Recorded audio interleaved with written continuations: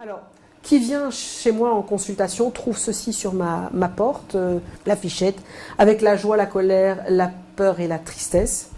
Et donc, je vais les passer en revue, mais vous voyez que c'est quelque chose de très visuel. Et quand on a intégré ça, je dirais d'abord le comprendre, l'intégrer et puis l'incorporer puisqu'on est dans les émotions et qu'on sait que le corps intervient, on est nettement mieux équipé pour faire face à ses propres émotions, mais pour accompagner aussi les personnes en face de nous qui vivent un moment d'émotion intense. Alors la colère, une colère naît en général de la perception que nous avons de la situation qui produit chez nous de la frustration ou de l'injustice. Et parfois les deux, frustration et injustice.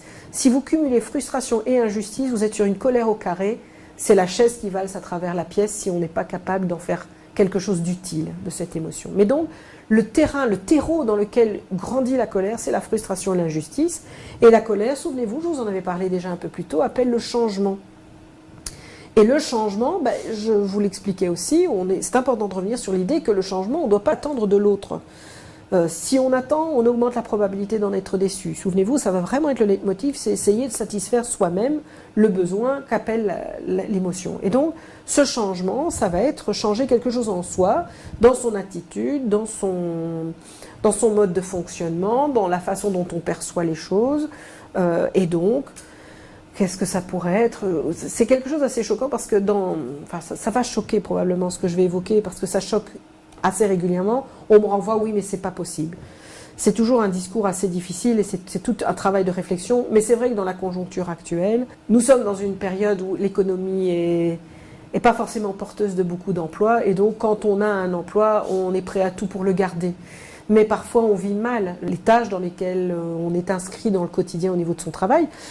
Et à ce moment-là, quand on réfléchit à ce qui peut être changé, est-ce que vous pouvez changer, vous, quelque chose en faisant moins? Ah, mais si j'en fais moins, je risque d'être licencié. Ok. Et si vous êtes licencié, est-ce que c'est grave? Bah oui, c'est grave, j'ai plus mon boulot. Mais est-ce que finalement, c'est pas le changement qu'on pourrait espérer? Enfin, vous voyez, on y travaille. Mais quand on propose, quand on a passé en revue tous les possibles au niveau de ce que l'on peut faire dans le poste de travail que l'on occupe, parfois, si on n'a pas de solution à ce niveau-là, dans le changement, on doit pouvoir décider de changer de poste. Et alors, on opère un changement radical, je dirais, on change de boulot. Mais c'est parfois important de pouvoir quand même le décider. Mais je comprends qu'il y ait des freins, qu'il y ait des peurs, elles sont logiques. Ça veut donc dire qu'on va devoir travailler à différents niveaux. Des peurs, qu'est-ce qu'on peut mettre en place pour assurer, etc. Mais la colère, elle appelle le changement. Mais elle appelle aussi à être entendue. C'est donc important de pouvoir exprimer sa colère. Certaines personnes en difficulté pour exprimer leur colère fonctionnent en ouvrant un tiroir, on le reclaque bien fort, on décroche le téléphone, on le reclaque bien fort, pour bien exprimer qu'on n'est pas content, qu'il y a quelque chose qui ne fonctionne pas. Mais tant que vous fonctionnez comme ça, on ne comprend pas vraiment, on se doute bien qu'il y a un truc qui ne vous plaît pas, mais certains vont même se dire « Ah, mais elle est arrivée, elle était de mauvaise humeur ». Donc, ne pas comprendre du coup qu'il y a peut-être quelque chose qui se passe dans le microsystème qui est là, ici en place, parce qu'on va attribuer à « oui, mais en ce moment, elle vit une situation difficile », « oui, mais lui, en ce moment, sa femme, elle papillonne à gauche, à droite ». Et d'où l'importance de pouvoir dire la chose, parce que la colère appelle à être entendue, mais pour pouvoir être entendue, il faut exprimer. C'est aussi entendre l'autre, c'est aussi chercher à la réparation. Quand il y a eu injustice, l'idée c'est de produire une réparation derrière. Alors on me renvoie souvent, oui mais enfin quand quelque chose s'est déroulé dans le passé, on ne peut plus réparer. C'est clair qu'on ne peut pas réparer la situation passée, mais on peut réparer quelque chose dans le contexte que ce passé a produit. On peut essayer d'y mettre certaines choses. Dans une situation où vous vous rendez compte que vous avez méchamment blessé quelqu'un, que vous avez jugé une incompétence à un endroit où il y avait de la compétence, mais un accident de parcours ce jour-là fait que la personne n'a pas produit l'effort qu'on souhaitait. Au lieu de juger, tu es incapable, tu es vraiment qu'un imbécile, on peut rien te demander, toi il n'y a vraiment rien qui fonctionne, t'as vu, mais on t'avait demandé ça, t'es une clette, t'as rien fait. Enfin, on peut fonctionner comme ça, mais on blesse. Si l'autre formule en disant, tu sais, quand tu m'as traité devant tout le monde de clette, parce que, alors clette, c'est évidemment c'est un jargon de chez nous, mais qui veut dire imbécile, balou, tout ce que vous voulez comme petit mot pas très agréable à entendre. Si on peut dire à l'autre, tu m'as blessé, et si l'autre en face est capable d'entendre, il peut dire, ok, je t'ai blessé. Qu'est-ce qui t'aiderait maintenant pour que tu te sentes réparé? Et ça peut être simple. Je voudrais qu'à la prochaine réunion d'équipe, tu formules des excuses, enfin qu'au moins tu reconnaissent que les mots n'étaient pas appropriés.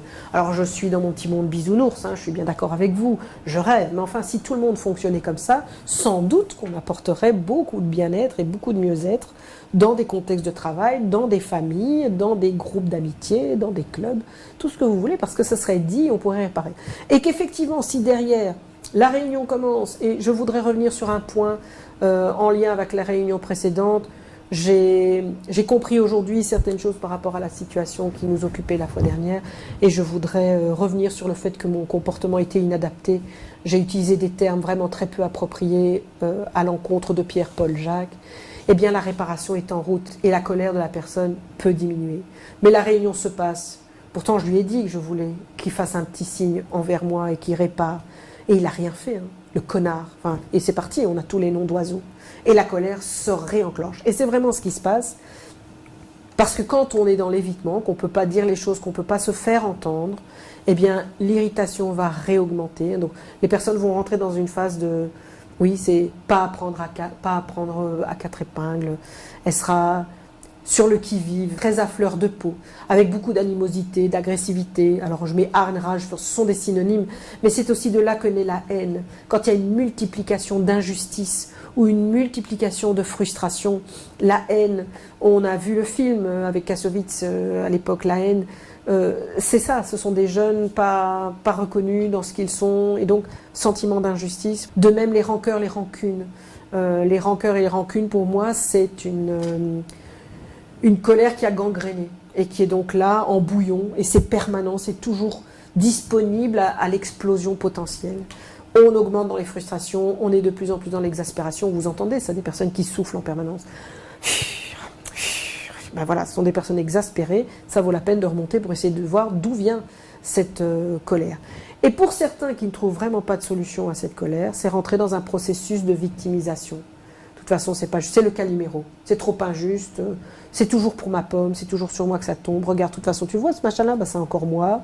Et ça, c'est de la tristesse, mais qui est construite sur de la colère. Okay. Et parfois, certaines personnes, pour évacuer leur propre colère, vont éprouver le besoin d'humilier les tiers.